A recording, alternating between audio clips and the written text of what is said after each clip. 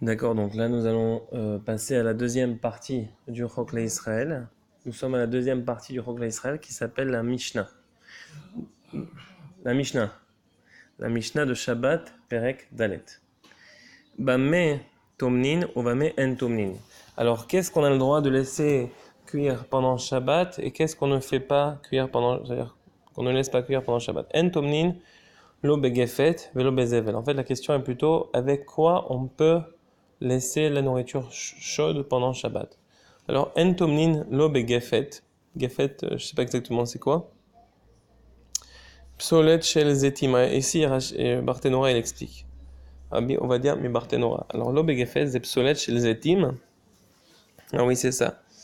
Ve shum shumin sheu kanus yachad im cham meod. En fait, c'est un déchet des olives et des sésames que quand on le met à chauffer, alors ça devient très très chaud, d'accord? Donc on ne fait pas, on ne met pas la nourriture à rester comme la dafina le vendredi soir. On ne la laisse pas sur la chaude comme ça sur le gefet, c'est-à-dire sur le déchet d'olive et de sésame. Velo bezevel, donc le zevel ça veut dire quoi selon Rachid? Bon, le zevel c'est les ordures tout simplement.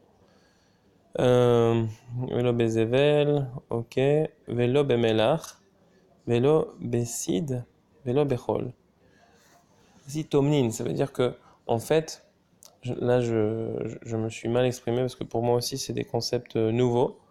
Donc, aujourd'hui, on a des platotes. On a aussi des sir hashmali. Donc, c'est plus tellement d'actualité au niveau pratique, mais au niveau du concept, c'est important pour la halakha, pour qu'on puisse comprendre. Pour la neshama, puisque c'est la Mishnah. Ça, c'est éternel. Donc, quand on a un plat chaud pendant Shabbat, donc quoi, on le laisse pour que le plat reste chaud jusqu'au lendemain. C'est ça le concept de tomnin. On va le cacher dans un endroit qui va le garder comme un thermos en fait. Donc on n'utilise pas les déchets d'olive et de sésame comme un thermos, et non plus les ordures, et non plus le sel, donc on pourrait faire un amas de sel et mettre ça dedans, et non plus le cidre. Bon, cidre, je sais pas c'est quoi. Alors, Abba les salek kedera me al gabe kira berev shabbat ou les tamnam bedavar acher. Voilà, il explique tout. Ve'amur chachamim en tomnim bedavar amosif hevel. Et là, bedavar amin hevel. C'est-à-dire, on ne va pas enfourguer le plat chaud qu'on a fait cuire avant Shabbat dans un plat qui va ajouter de l'air, simplement quelque chose qui va permettre à l'air de se stabiliser. Et zéou davar amosif, et toute chose qui ajoute de l'air va être interdite. Ok, donc il faudrait vraiment qu'on essaie de comprendre tout ça. Ok, donc pour l'instant c'est ça. L'obécide, donc si je sais pas c'est quoi. Velo bechol, donc c'est le sable. Ben lechim, ben yeveshim. Peut-être que sid c'est des copeaux de bois, peut-être. Mais il faudrait voir, ou de la cendre, je sais pas. Ben ni dans le sable, même si le sable ou le sid il est mouillé ou bien il est sec, en tous les cas de figure, on ne mettra pas le plat chaud là-bas parce que ça peut ajouter de l'air. Donc même ce concept-là, il est nouveau pour moi, mais bon, on défriche ensemble, hein. Celui qui a déjà étudié ça, Kolakavod, bon, sinon ça vous fera déjà une petite base et après vous pourrez chercher vous-même ces termes sur Google Translate. C'est le plus facile de nos jours. Alors, déjà vous êtes sur l'internet, alors il n'y a rien qui vous empêche. Alors, lo beteven velo bezagim, velo be mochim. Donc, teven c'est du foin, velo bezagim. Alors, c'est quoi zagim? On va voir. Euh... Pétillant. non, Ça, c'est pétillant. non, pas zazim, c'est zagim, Hein? zagin, zagin. C'est zagin en araméen ou en hébreu, cléfé anavim. Ah oui, c'est la pelure des raisins. Khartsanim. Ici, tu dis cliffé, non. Khartsanim, c'est les pépins. Les pépins de raisin. Gar iné anavim. Donc là, il a bien expliqué. Donc, on ne peut pas faire un monticule de déchets de raisin, de pépins, et mettre la nourriture dedans pour que ça reste chaud. D'accord? Et quand avant il disait Lechim yesh bayam hevel arbe yoter mi yapshan, quand il dit hevel ici, c'est bizarre parce que hevel, ça veut pas dire a priori quelque chose de. Ah, d'accord. En fait, quand tu prends du sable mouillé, il y a apparemment beaucoup plus de souffle. Ouais, peut-être en fait là, le hevel, le souffle dont on parle, c'est de la vapeur. beaucoup plus que si tu mets du sable sec. Donc lo beteven, velo bezagim, velo bemochim, velo baasavim, et non pas non plus dans la paille, ni dans le gazon, voilà, dans l'herbe, bisman shehem lachim, tant et aussi longtemps qu'ils sont mouillés, qu'ils sont humides, aval tomnim bahem keshem yeveshim, mais on peut faire, mais quand ils sont secs, on peut. En fait, j'ai compris. On ne peut pas, pendant Shabbat, mettre un plat chaud qu'on a préparé avant Shabbat dans un endroit qui serait mouillé, que ce soit du sable ou des pépins de raisin ou de la paille ou de l'herbe, parce que quand elle est mouillée, la chaleur du plat va créer de la vapeur, et donc à ce moment-là, je pense qu'on est en train de faire bichoul de cette vapeur-là, je pense. En tous les cas, je dis ce que la Mishnah dit, tous ces cas de figure, tant qu'ils sont mouillés, ils vont apporter ils vont apporter de la vapeur. Mais ici, on avait, ah ouais, d'accord. Par contre, tout le premier cas de figure, pour qu'on puisse être clair, que ce soit les déchets des olives, ou bien les ordures, ou bien le sel, ou bien le cide, peut-être je sais pas exactement c'est quoi, ou bien le sable, dans tous ces cas de figure, qu'ils soient secs ou mouillés, on ne met pas le plat chaud dedans eux. Voilà. Par contre, à la différence dans le cas de la paille et des pépins de raisin, ainsi que mochim c'est probablement des tissus un peu humides, et asavim c'est dans le gazon, dans l'herbe, tant et aussi longtemps que ceux-là sont mouillés, on n'aura pas le droit de mettre le plat chaud dans eux pour le garder chaud. Par contre, quand ils seront secs, on aura le droit. Tomnim bekesud ou veferud, d'accord? Donc, on peut enfourguer le plat dans une couverture au beferot et dans des fruits. Bechan feyona, dans des plumes de pigeons ou d'oiseaux. Ou vinsoret shel charashim. Charashim, c'est, je pense, nesoret, je crois que c'est des copeaux de bois. Euh, alors, mochin, c'était kol davar rar veokaroui mochan, voilà. Comme on avait dit, Kegon, Tsemer, Geffen, Vetliche, Tsemer, Rar. Donc ça, je l'avais bien traduit. Voilà. Alors, Bisman, Shem, Lachim, ok. Qu'est-ce qu'il nous dit ici, Barthénora? Akolehu, Kae, Adban, Vezagim, ou Mochin, Baasavim. Lechim, Shamru. Lechim, Shemechamat, Atzman, Lo Lechim. Mechamat, Nashkim, Shenafla, Alehem. Leachar, Sheyavshu. Alors, ici, il te dit. Advan Zagin ou Mochin va Savim. Quand on te parlait de tout ça qu'on avait dit là, qui était humide, qui était mouillé, quand on parle de humide, ça veut dire quoi? On te dit humide à cause d'eux-mêmes, pas humide à cause d'un liquide qui est tombé dessus et qui a séché. On te parle humide par rapport à leur propre substance, comme de l'herbe qui est naturellement humide ou des pépins de raisin qui sont un petit peu humides en eux-mêmes, mais quand ils ont séché complètement, alors il n'y a plus de problème. Alors voilà, alors Nessoret, Psolet, chez Menasrim, Anagrim, voilà, c'est exactement ça. Nessoret, Mina Etz, Keshimegarim, Oto, Bemegira. Donc les copeaux de bois, ou bien les petites rayures comme ça, les copeaux de bois tout simplement. Alors, il dit si Tomlim Bekesut ou Beferot, on peut mettre le plat chaud dans une couverture ou dans des fruits. Bon, les fruits c'est un peu bizarre, mais voilà, dans des fruits, ou bien dans les plumes des pigeons ou des oiseaux, ou bien dans les copeaux de bois, ou Vene Ored Shel Pishtan Daka, donc dans le truc de lin. Mais c'est quoi Neored Shel Pishtan? On va voir Dak Dak Kisheminarin Mina Pishtan ou Kishemina Fissi. Ok, alors quand on va épurer le lin, alors il y aura une petite comment dire, un petit déchet qui va tomber, et ça s'appelle Neored Shel Pishtan, qui est très très fine. Et donc si on a un amas de ça, on pourra mettre le plat dedans. Rabbi Yoda Oser Bedaka ou Matir Begasa. Rabbi Yoda, quant à cela, euh, donc du Pishtan Daka, c'est-à-dire de ce petit déchet de lin, Rabbi Yehuda a interdit quand elle est fine, mais il permet quand elle est grossière. Voilà, donc voilà, est-ce qu'il y a quelque chose à dire? Alors, Rabbi Yehuda, il interdit quand c'est trop fin. Ou Veneoret shel Pishtan Daka, Val Benesora, Modé, Deshre, Ben Daka ou Ben Gaza, mais concernant les copeaux de bois, il n'y a pas de différence. Ven al-Chek Rabbi Yehuda, mais la halakha n'est pas comme Rabbi Yehuda. Uma she'asrou le'atmin mi be'odium be'davar amosif hevel. Est-ce que l'on a, là, Rabbi Ovadia Mibertanora va nous expliquer un peu des trucs importants pour qu'on comprenne le tout. Il va boucler la boucle. Alors, ce qui a été interdit comment on peut dire en français, l'atmin. Ce qui a été dans les cas où est-ce qu'on a interdit de mettre le plat chaud pour rester chaud comment? L'atmine de thermosé, voilà, on va inventer un terme qui va s'appeler thermosé. Garder à chaud, voilà, garder à chaud. Est-ce qu'on a interdit de garder à chaud depuis le jour toute chose qui va ajouter du souffle, donc de la vapeur? Gezerah, Shema Yatmin, Beremetz, Veyavo, Litrot, Begechalim, Mishta, Charech. Donc on a fait cette Gezerah de peur que la personne, il va emmagasiner tout ça, Beremetz, donc je sais pas c'est quoi Remetz, Vehu, Litrot, Begechalim. Bon, la prochaine fois je prendrai le truc en français pour m'expliquer un peu aussi. Ve'asru le'atmin be'shabbat bidavar she'eno mosif hevel. Et on a interdit de garder à chaud le Shabbat dans un truc qui n'ajoute pas du souffle. Ve'afalpi she'eno mevashel. Même si cette chose-là n'est pas cuite par le fait. Gezerah shema imsa kederato shenitztanena ve'artichena be'or be'shabbat. De peur que tu la fasses cuire pendant Shabbat. Bon, je comprends pas tout à fait le lien. Ben hashmashod mutar le'atmin badavar she'eno mosif hevel kedermrinan. Alors pendant Ben Hashmashot, ça veut dire entre les deux soleils, donc c'est 13 minutes après l'Ashkia, 13 minutes variables dépendamment de la durée du jour.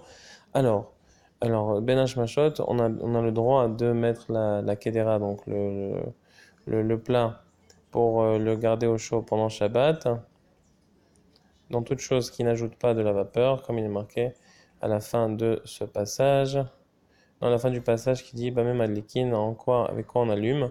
Delika de Mixar, Shema Imsa Kaderato, Shenisanet ve Yartichena, Distam, Kederot, Ben Hashmashot, Rotrot Hen. Parce qu'à Ben Hashmashot, les Kederot, comme tu viens juste de faire cuire le plat, elles sont toujours brûlantes. Alors on permet de le mettre dans les. Alors, et tu dis. Moutard. On permet de le mettre dans quelque chose qui n'ajoute pas du souffle, parce que bon. Voilà. En tous les cas, pendant cette période-là, elles seront toujours bon, je vais vous dire, toute cette explication-là, je ne vais pas l'expliquer aujourd'hui, parce que moi-même, je ne l'ai pas maîtrisé, donc ça ne sert absolument à rien. Ce que je peux expliquer clairement, je le fais. Ce que s'il est un peu confus, vous le ferez vous-même. De toute manière, on essaie de couvrir le plus possible bien fait. Voilà. Alors, Tomnin, ne m'en voulez pas. Alors, Bet Tomnin, Be Shlachav, ou Metaltelin Otan.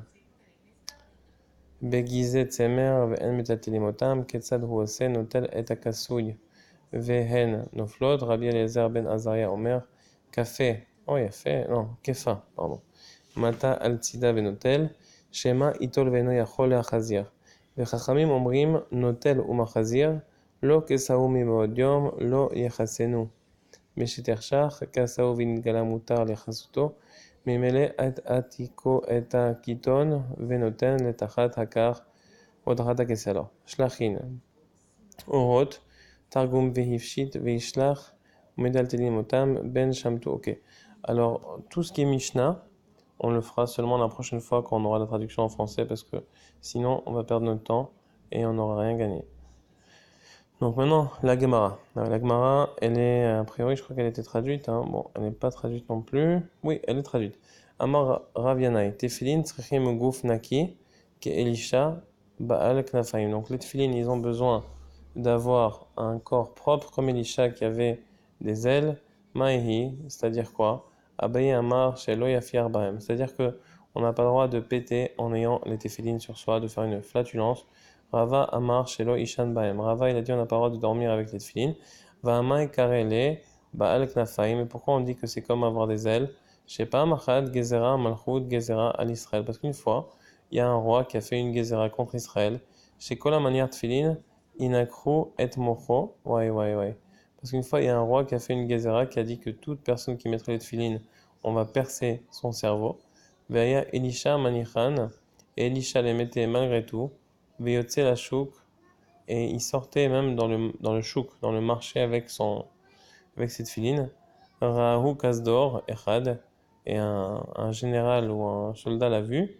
Rad Befana, Verat Sachav, il a couru devant lui, il a couru après lui. Vekevan Shiga Etzlon et Talan Merosho, et comme il est arrivé près de Elisha, alors il lui a enlevé de la tête, Vachazakan Biado. Il les a pris dans sa main. Amarlo Maze biadacha. Il lui a dit, qu'est-ce que tu as dans ta main? Amarlo Kanfe Yona Pachat et Yado. Il a dit, j'ai des ailes de, des plumes de pigeons. Et il a ouvert sa main et il a vu qu'il y avait des ailes de pigeon. Donc en fait, Hachem a fait un miracle à Elisha que quand il lui a dit qu'est-ce que tu as dans ta main au garde qui lui avait enlevé les tefilines, si je comprends bien, alors il a vu dans sa main qu'il avait des plumes. Parle très doucement. D'accord. Alors il a vu qu'il avait des plumes. Il y a une histoire où est-ce que Elisha, il était dans une période où est-ce que je crois que le Melech, le roi d'Israël, c'était Achav, si je ne me trompe pas. Et c'était un Oved Avodazara. Il faisait de l'idolâtrie. Alors il a dit, toute personne qui va mettre les tefilines, on va lui crever le cerveau. Alors Elisha, lui, il mettait les tefilines et en plus il allait dans le chouk avec, en public. Et un jour, un casse-d'or, je crois que c'est un soldat, l'a vu, ministéral, Shaya Memoune al-Kawala, c'était un soldat préposé à cela, à vérifier que personne ne mette les tefilines. Et il a vu Elisha avec les tefilines, il a couru vers lui et il lui a arraché de la tête. Et ensuite, a priori, il aurait dû crever le cerveau d'Elisha. Parce que voilà. Mais Elisha lui a posé la question, qu'est-ce que tu as dans ta main? Et là, Kadosh Baruch Hu a fait un miracle, que les tefilines se sont transformées en plumes de pigeons. Et il a vu qu'il avait des plumes de pigeons. Donc c'était un miracle. Benimtseu kanfeyona, les fichar korinoto Elisha baal knafaim. Et c'est pour ça qu'on appelle Elisha comme Rabbi Meir Baal Hanes. Rabbi Meir c'était le maître du miracle. Alors Elisha on l'appelle Baal Knafaim, le maître des ailes, à cause de cette histoire-là. Umaishana kanfeyona. Et pourquoi Dafka Kadosh Baruch Hu il a fait un miracle avec des plumes de pigeons ou de colombes? Mishar Ofot Mishum de Itmeli Ta Knesset Israël Leona. Pourquoi? Parce que le peuple d'Israël est comparé à une colombe. Chez Nehemar Betehilim, comme il est marqué dans Tehilim 68, Kanfeyona Nerpa Bakesef et Gomer. Donc il y a une allusion aux plumes de pigeons. Mais Gomer, Ma Yona Knafea Meginot. Allez, de la même manière qu'une colombe, ses plumes la protègent. Af Israël Mitzvot Meginot. De la même manière, les mitzvot, donc les téphilines sont comparables à toutes les mitzvot. Alors, de la même manière, les mitzvot d'Israël les protègent, donc comme les plumes de la colombe. Alors, Shelo Yamid Atzmo Beshat Aruach. Ok, Shiyichol. Ah, d'accord. Celui qui vient pour avoir une flatulence dans la tefilin, il faut qu'il se retienne. Shelo Ishan Bahem, il ne faut pas qu'il dorme. Pourquoi? Parce que de peur que quand il va dormir, il va justement avoir des flatulences qu'il ne pourra pas contrôler. Et aussi de manière à ce qu'il ne voit pas de kéri. Donc, de kéri, c'est d'accident nocturne pendant qu'il a les tefilines sur lui. Arrête de parler parce que tu es fatigué. Non, je redouble d'ardeur. Donc une personne qui a les tefilines, pourquoi est-ce qu'il n'a pas le droit de dormir avec les tefilines? Bon, il y a plusieurs raisons. Une des raisons, c'est pour ne pas que tu fasses une flatulence en ayant les tefilines sur toi. Parce que quand tu es réveillé, tu peux te retenir. Quand tu dors, non. Deuxièmement, c'est pour ne pas que tu aies un accident nocturne sur toi quand tu as les tefilines. Shelo ishan bahem kol hagufim nekim be'apechet sheyicholim le'amid atzmam. Ok. Yenakru et mocho sheu tachat atfilin inakru lenoker enav. Kanfe Yoda kede mefaresh lekaman mipene shamitvot hem maginim leIsraël vehavian lehu knafaim leyona shem nimshelet leyona vehamitvot beknafaim. On dit pourquoi est-ce que Elisha, le garde qui voulait tuer Elisha, à cause des tefilines, pourquoi est-ce que les tefilines se sont transformées en plumes de colombe dans sa main? Pour nous dire que Israël est comparé à une colombe, et de la même manière que les ailes de la colombe la protègent du froid et du mauvais temps, de la même manière, les mitzvot protègent Israël comme les plumes d'une colombe. Alors maintenant, quelque chose de très intéressant, ça va être le Zohar. Alors le Zohar, vaut mieux directement qu'on lise la traduction parce que bon, on va pas lire les deux.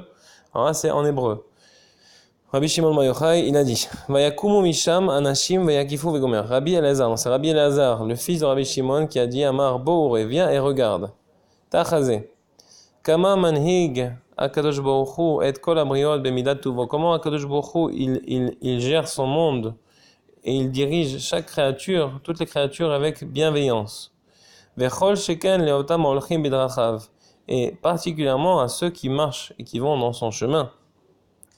She'afilu bizman shemevakesh ladun et haolam, parce que même quand Akadosh Baruch Hu il veut juger le monde, ou mesavev lemi she'ohavo, il se tourne vers celui qu'il aime, she'izke be'ezeh davar, de manière à ce que cette personne-là puisse mériter une petite chose. Miterem shiavo oto adin laolam. Avant que ce jugement vienne, chas v'shalom, s'abattre sur le monde. Chez la Manu, Beshash HaKadosh Baruch Hu Ohev et Adam, parce qu'on a enseigné, on a appris. Quand HaKadosh Baruch Hu aime un homme, Sholeach lo matana, Hachem il lui envoie un cadeau. Umahi matana ani. Et quel est le cadeau? Un pauvre.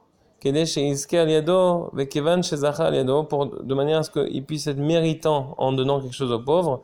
Et comme il a été méritant grâce au pauvre, HaKadosh Baruch Hu mamshich alav chut shel chesed. HaKadosh Baruch Hu, c'est un prétexte finalement pour lui donner ensuite, par cette tzedaka, pour lui acheminer un fil de bienveillance, de bonté sur lui, un nimshach mitzad yamin, qui est acheminé du côté droit d'HaKadosh Baruch Hu, kivyachol, si on peut s'exprimer ainsi, ou forest al rosho, et qui va s'étendre sur la tête de cette personne, veroshem oto. Et HaKadosh Baruch Hu, il va inscrire cette personne-là.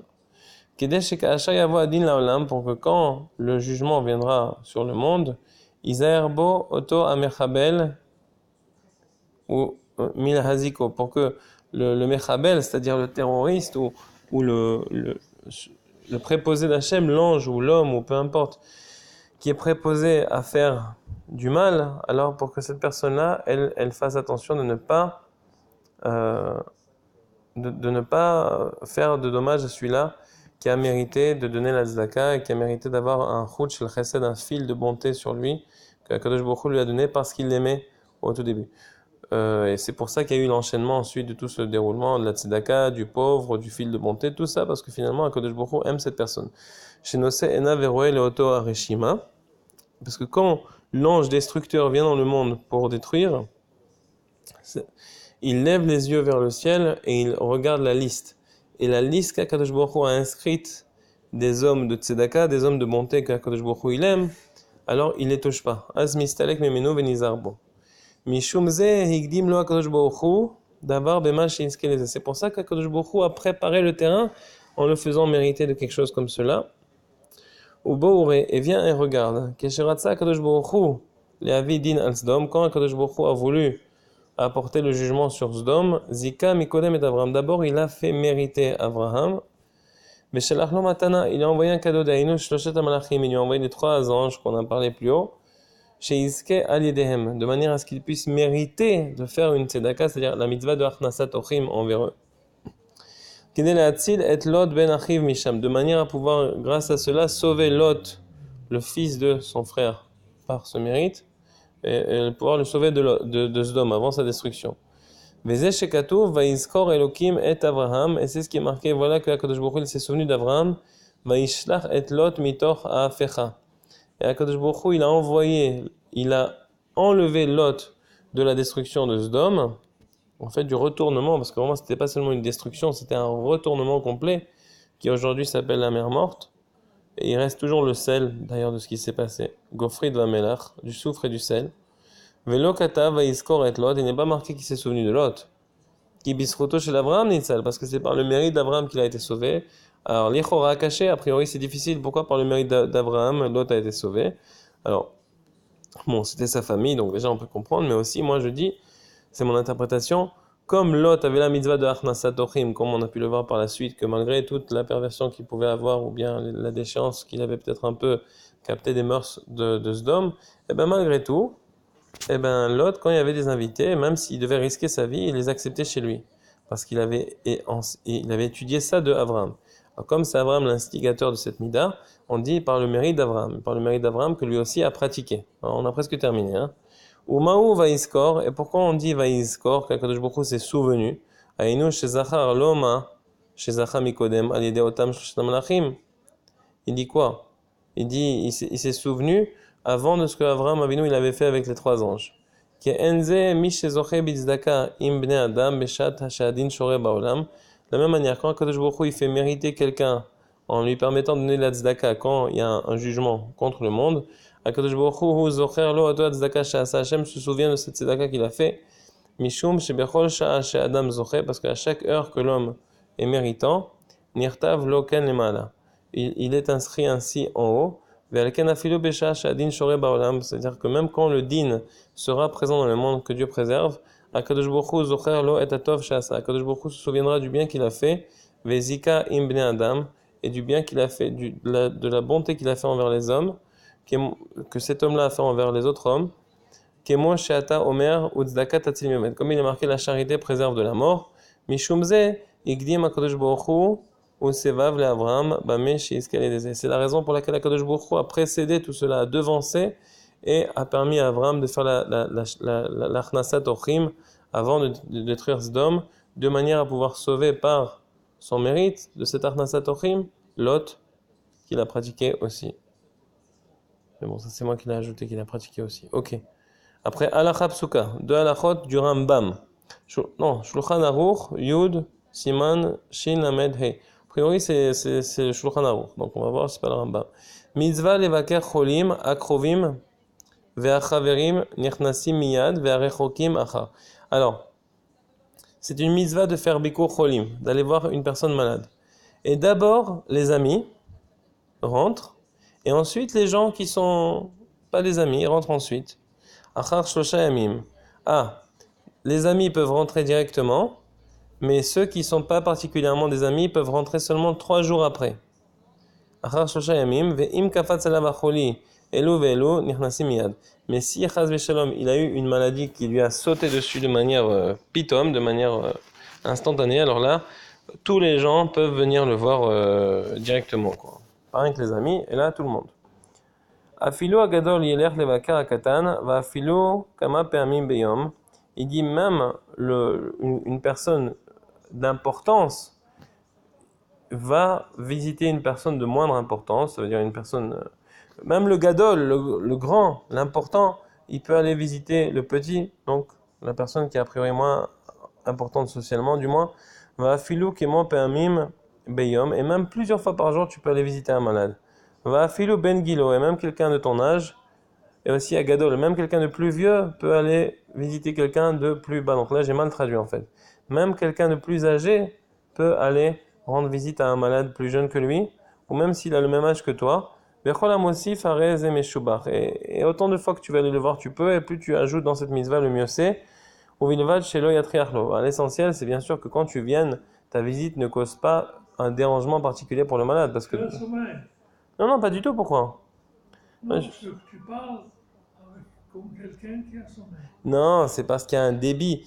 Comme le chok l'Israël, il est très long, et que je dois le rentrer dans 1 heure, le débit de parole et la force que ça demande n'est pas évidente, mais de toute manière, j'ai fini là, il nous reste 2-3 lignes.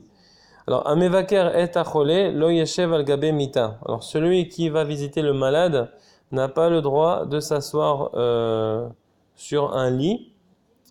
Velo al-gabé qui c'est pas sur une chaise, velo al-gabé safsal, et pas sur un petit banc comme celui-là. Et là, mitatef veyoshev lefanav, simplement il va se vêtir, mitatef, il va se couvrir et il va s'asseoir devant le malade, chez Shechina le mala merashotav. Que la Shechina, elle est devant sa tête. Donc, mitatef, milachon atifa, je ne sais pas exactement dans quel contexte on parle. Se vêtir, peut-être qu'il va se vêtir devant la Shechina, je ne sais pas. En tous les cas, il va se mettre devant le malade parce que la Shechina, elle se trouve là-bas. Mais quand il dit Lo Yoshev, comme la Shechina se trouve là-bas, peut-être qu'il va même rester debout. Comme c'est marqué Vayakom, Yaakov, bon, je ne sais pas. Alors peut-être que là, il faut l'interpréter qu'il ne faut pas s'asseoir du tout puisque la Shechina est là, ou peut-être qu'il faut l'interpréter qu'il ne faut pas s'asseoir sur toutes ces choses-là, simplement s'envelopper et s'asseoir sur un truc par terre, je ne sais pas. Alors, en mevakrim achole b'shalosh sha'ot rishonot shel yom, on ne va pas visiter un malade les 3 premières heures de la journée. Tu le savais ça? On ne va pas visiter un malade les 3 premières heures de la journée. Mipene shekol chole mekal alav chelio baboker, parce que tout malade le matin sa maladie diminue. Velo yechosh levakesh alav rachamim, et tu n'auras pas donc le désir de prier pour sa réfoua puisqu'il a l'air bien. Le matin, tout malade a l'air plus ou moins bien. Rachamim, au moins il a l'air mieux que ce qu'il est vraiment, donc tu ne pourras pas prier autant que tu devrais. Velo beshalosh shaot acharonot, et il ne faut pas aller voir un malade les 3 dernières heures de la journée. Sheaz marbid alav chelio ve'it yaesh, parce que là le malade, sa maladie, elle a l'air tellement empirée le soir que toi tu vas voir ça, tu vas te dire oh, il est tellement malade celui-là, et tu vas même perdre espoir de prier pour lui parce qu'il a l'air tellement malade. Donc il fallait le voir après les 3 premières heures et avant les 3 dernières heures. puisque c'est pendant ces heures-là que... Et de cette halakha, on peut faire un parallèle avec le début de la paracha qu'on a étudié ensemble tout à l'heure, avec Abraham et les anges, et ils sont venus le visiter à midi. Et ils ont appliqué la halakha qui est marquée ici. Parce que s'ils étaient partis à Pessah, c'est une journée où est-ce que la journée n'est pas encore très longue, n'est pas encore très courte. Donc, s'ils étaient venus le voir le matin, ils auraient transgressé cette halakha, parce qu'il était malade, c'était le 3e jour de sa brite. S'ils étaient venus le voir le soir, ça aurait été pas bien, ils sont venus le voir en plein milieu de la journée, non seulement pour le rendre extrêmement méritant par cela, parce que le soleil était chaud, etc., mais aussi pour appliquer cette halakha, apparemment. Parce que n'oublie pas qu'Abraham, il était malade à cause de la brite, mais il était malade aussi peut-être parce qu'ils étaient stériles tous les deux. Donc en fait, il était malade à ce niveau-là. Et ils l'ont guéri quoi, en priant pour lui, au milieu de la journée. Alors Moussa, Megillat Starim, waouh, mais Rav Nissim Gaon, ah d'accord, ça c'est la lettre cachée de Rav Nissim Gaon.